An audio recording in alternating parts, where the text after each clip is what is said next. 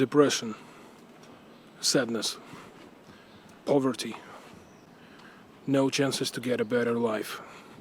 There are so many videos about the Provincial Russia made under this perspective. But the question is it the only side of life that we have here, or the things look not like you actually got used to see them?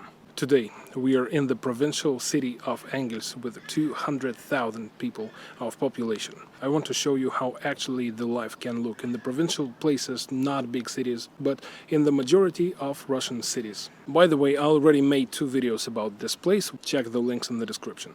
Let's begin our video with some summer vibes, because we are in the middle of July and right now I'm standing next to the city beach, placed on a very wide, famous Volga river. This river unites 2 cities, the city of Engels and city of Saratov. Не подскажете, пляж платный, бесплатный, какие вообще правила? Пляж абсолютно бесплатный, любой может сюда зайти и купаться сколько ему угодно. Катамаран, шезлонги, это платно или? Шезлонги даются на целый день, то есть люди приходят, оплачивают, и им их дают на целый день до закрытия кафе. 200 рублей шезлонг стоит, а катамараны у нас стоят полчаса 300 рублей, час 500 рублей. However, not everybody goes to the crowded places inside the city and prefers to go outside of the city, where the water is even better, closer to the nature, so to say. And I am not alone now. I think that you should give it a try first.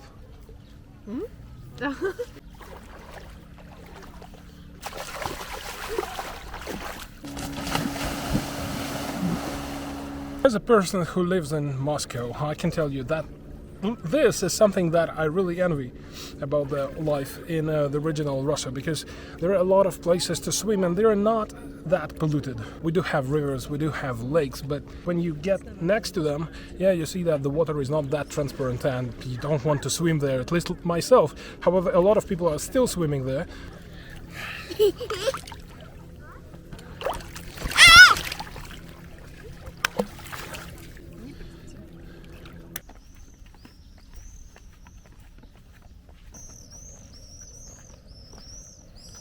All that entertainment is great, but now let's talk about groceries.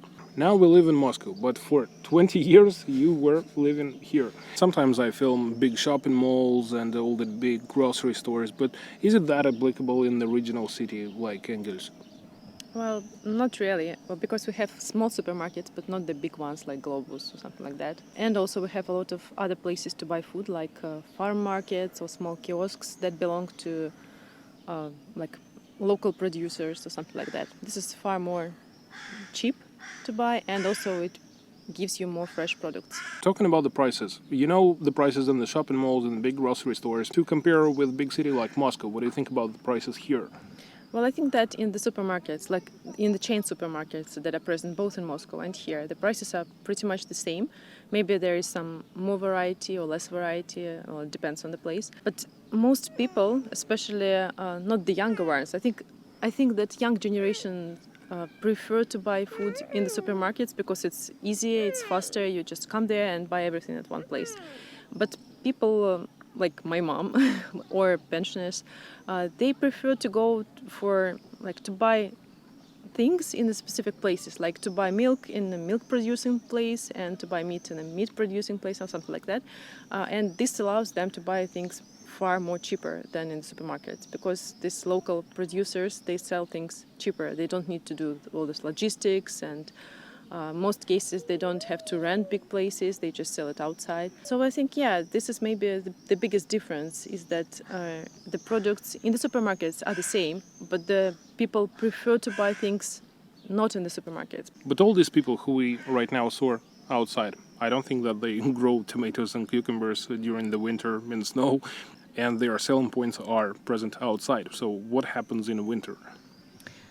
So basically, I think there are 2 types of farm markets here. So one type is the farm markets that are organized by some big greenhouses, bigger companies. Those sell the fruits and vegetables all year round from the greenhouses. And also there are people who just sell things from their own gardens, either from their houses or from their dachas. They just sell something that they have in abundance, like they can't eat all that stuff, so they sell it. And I think in this case we are talking about the vegetables that don't usually perish, like potatoes, carrots. Yeah, these can be stored for several months. And I suppose that these, potatoes, carrots, and some other vegetables are the core ingredients, so to say, in many Russian dishes.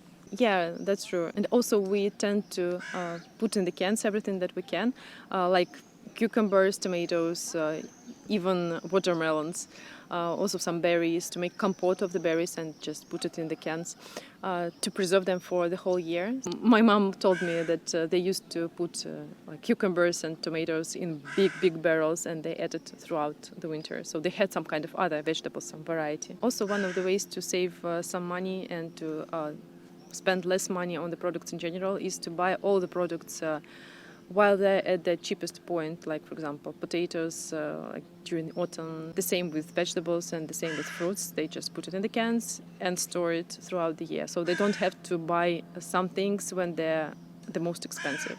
If we're talking about some entertainment for kids, it is really incorrect to think that original places only have some playgrounds from the Soviet times. No. In some neighborhoods, but especially in some state parks, there are a lot of different places to play. Starting from regular slides, ladders, and all that. I don't know how that is called in English, but especially in summer, there are a lot of extra things to do. All the amusement parks, all these trampolines, all of it is present here, and by the way, it is not that expensive. Prices can vary between 100 and 200 rubles, like from $2 to $4.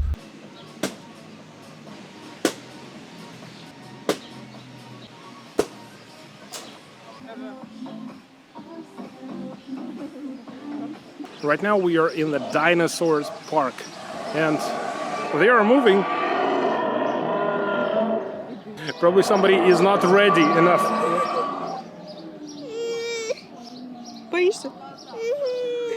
Actually, I've never been to such a place, and once again, don't forget that we are in the regional city. Yeah, not in a big city where you expect a lot of these places to be.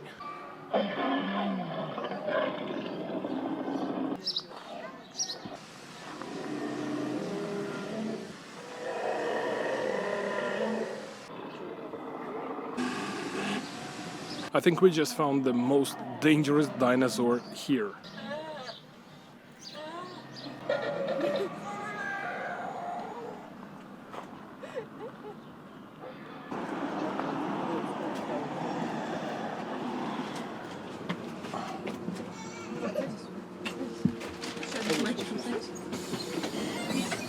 Right now we are about to witness one of the events that the local businesses have organized today. As far as I understand, the main idea to more pay attention to the families and the familyhood. And of course I am not alone here, but with my family, with my two kids.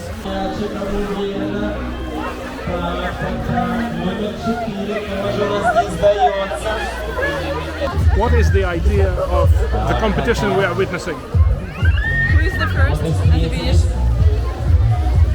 So simple. Категория первые шаги. Готовы? На старт. Внимание, марш. Побежали. Есть тысячи. Так.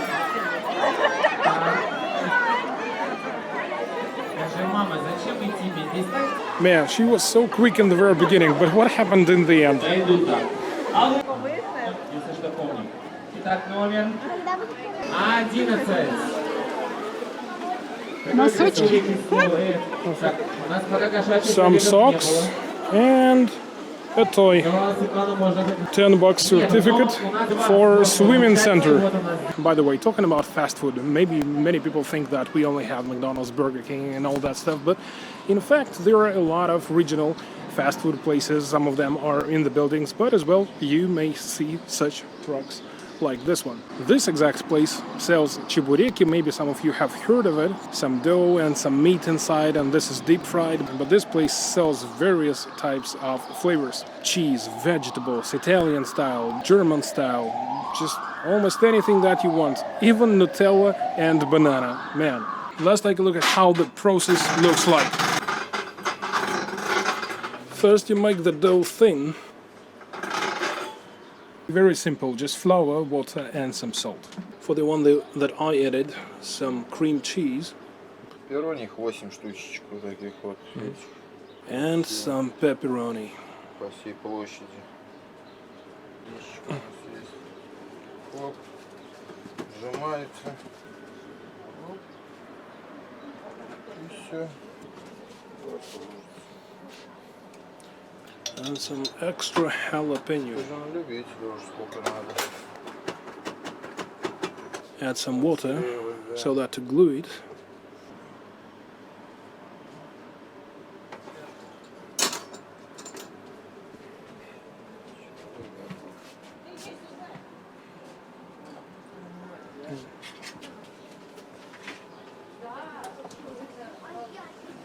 Поджарил с этой стороны. And so that's exactly how you make one of the dishes of the Russian fast food. It is very, very, very, very hot, guys, believe me. And the smell, amazing. Ow. I don't know whether you would see this, but pepperoni and cheese is all over the place. It's really melting inside the mouth. And the idea that it is not that expensive, like basically like a burger in McDonald's, but this is really, really hot and melting. I'm already eating the second one with cheese, and I added some extra jalapeno. Just, man, look inside. How much cheese and the smell from the jalapeno. Man, that's amazing. From time to time, I receive comments like, man, you're filming everything in Moscow and probably you yourself have a good income. Well, quite average actually. But the point is that you're not showing the actual Russia, the way people live in the provincial cities, especially if we're talking about those who don't get that much money. Old people who are getting state pensions, right now it's about 250 USD per month. We talked to my mother-in-law, your mother, she's a pensioner. So what are your thoughts about this, like how people survive? First thing you should remember is that for most pensioners, there are not so many categories of things that they should spend their money on. So most of you will think that how can you survive on $250 a month if you have to pay rent and like pay your medical bills or something like that. But in Russia, I can say that most pensioners have their own flats or houses, so they don't need to pay rent, although they still have utilities. So if we separate these payments, I think like a third of that goes to utilities, and then another third goes to products, and then another third is just distributed between different things like chemicals for washing or something like that. And also you have some extra money that you can spend on some maybe extra costs, like to buy clothes and so on. Yeah, and I think in this case a good point is that the old person, he or she is not that much responsible of somebody else. Yeah, so if you're 20, 30, 40-year-old man, for example, you have to deliver for your wife, your kids, etc. But if you're a pensioner, your budget for food, for groceries is basically just for yourself. And this is in case if you're living just on your own, like some grannies and granddads, they live together, so they split the bills. They split the utilities, they also split some, so it's easier and cheaper to cook for two people rather than for one, and also the chemicals that you can wash your flat with, so on, it also gets split up. And also most pensioners here have quite a lot of different things that they can get for free, like free medical system, they can get some medications for free even. Also they can use transportation for free or almost for free. They have some cheaper or free tickets to museums and so on. So they don't need to pay as much money for leisure as well as younger people who don't get all these social benefits. So you were saying that the utilities is like 1/3, 250 divided on 3, like about $80. And this is something I can relate. By the way, in Moscow, I suppose we can have something similar, maybe a bit higher. A little bit higher, yeah. But as for the groceries, like only $80 for groceries for 1 month, like how come? Well, that's easy because you have all those farm markets and so on, and some seasonal products that you can buy on store. So it is possible, actually. I think that our younger generation is used to buying some extra, like tasty things, like some extra chocolate, and to order food or to go out for dinner and so on. And older generation, it's not that they cannot do this because they cannot afford it. Most of them just don't have this tradition. They don't like it. Like my mom, she thinks that going out for some food, it's something like ridiculous. You don't get as bad as good food. You don't get it as fresh. You don't know what it will taste like, and you pay so much extra. So she just doesn't understand this concept of going somewhere out to eat, and especially order food, because the food that you order is even worse, to be honest, than the one that you get in the restaurant. Yeah, that's a good point. Like, basically, as a pensioner, you don't have work, meaning you don't have to spend time to find some quick solutions. For example, to eat some fast food next to the place of your work. Yeah, simply because you cannot cook something. But many people actually take some food from their houses. Yeah, but once again, talking about the pensioners, a lot of stuff can be made by themselves. Also, when you see all those farm markets here, those are mostly done by pensioners. So I should say that, like, at least more than half of pensioners here have these countryside houses, like dachas, and they grow most of their groceries themselves, so they don't need to buy them. They even sell extra, so they can get money on these groceries rather than spend it. It also adds quite a lot to the budget.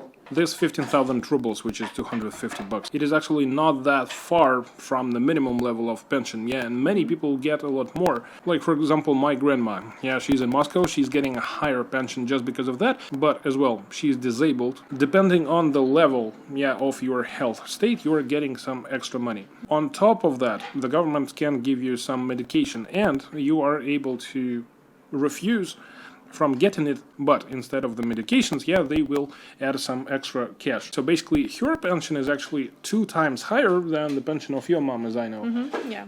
Also, I forgot to mention that some of the utilities for the pensioners are also covered by the government. So you pay this, like 1/3 of your pension for the utilities, and then you get back like 30% or 40% of what you've paid. The overall idea is that people don't survive. Yeah, you can cook a lot of stuff, you still can go and have some leisure activities. Yeah, you will not be able to get something on top, some extra travel, because I know that some retired people coming from the US or Germany, there are a lot of tourists in Europe. Yeah, this is not something you would expect being a pensioner in Russia. Well, unless you have your children who can help but send you somewhere abroad, which is quite common. I mean, like, the support from the younger generation to their fathers and mothers is quite common in Russia. I think this is something that's expected from the kids. So in Russia, you're expected to take care of your fathers and mothers. And if you see some lonely grandmas, lonely granddads who look very poor on the streets, this is a sad case when there is actually no one to take care of them. Because if they had their children around, they would not be in such situation.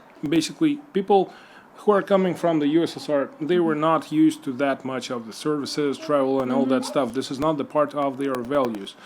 So right now they are not suffering from not getting something because they were never getting this. Yeah, they're not expecting themselves to have this. The comfort level, has decreased, but it's not about some things of the first necessity like groceries and all that stuff. Yeah, there was an increase in price, but right now we are witnessing the decrease actually. The utilities prices have not changed within the several months, and we are not expecting any change now. So if we're talking about the impact of sanctions, especially on poor people, basically there is not much of. And this is not just my thoughts. While being here, I don't have this in the video, but I was just talking to different people who live here, and I was asking, do you feel that the sanctions have hurt you? And they were like, nah. Yeah, I think the sanctions mostly hurt younger people.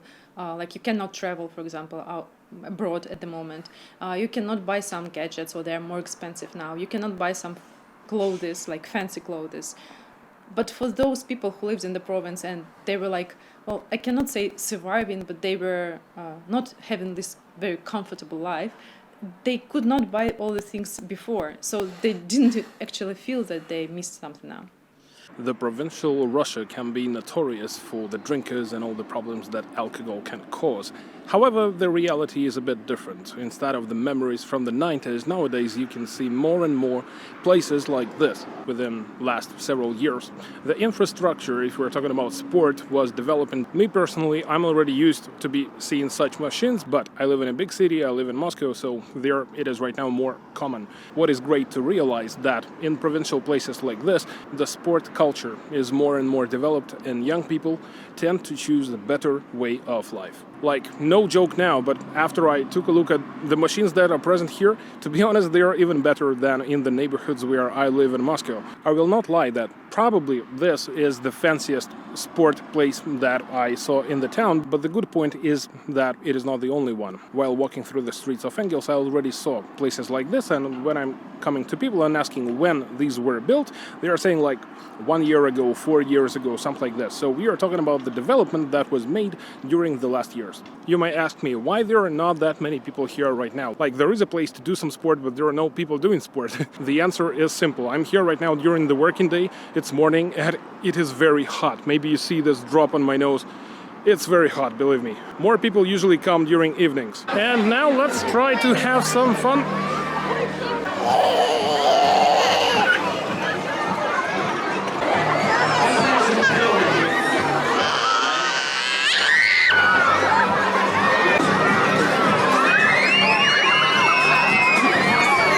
Just look at me, I'm all in the soap.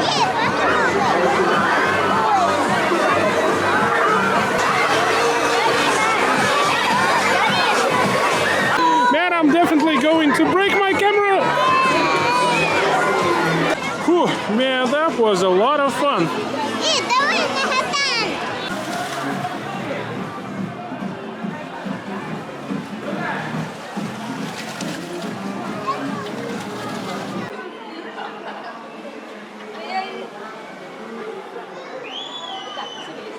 If you watched this video till this point, thank you very much for your time. And I hope that I did manage to show you Russia and what is actually going on in Russia from a bit different angle. Not just play with the stereotypes about poverty, about drunken people, yeah, but the way many people actually live. Those who bring up their kids, those who have work, or getting back to retired people. Yeah, we are not talking about much comfort, but once again, it is not about survival. If you have an apartment, if you have something to eat, you are richer than maybe 1/3 or even half of the population of this world. If you enjoyed the video, please subscribe to see more of these videos and feel free to leave your suggestions about the upcoming topics. And if you want to support the channel, me and my family a bit extra, join me on Patreon, the link in the description. It was Zangieff, your Russian mate from Russia.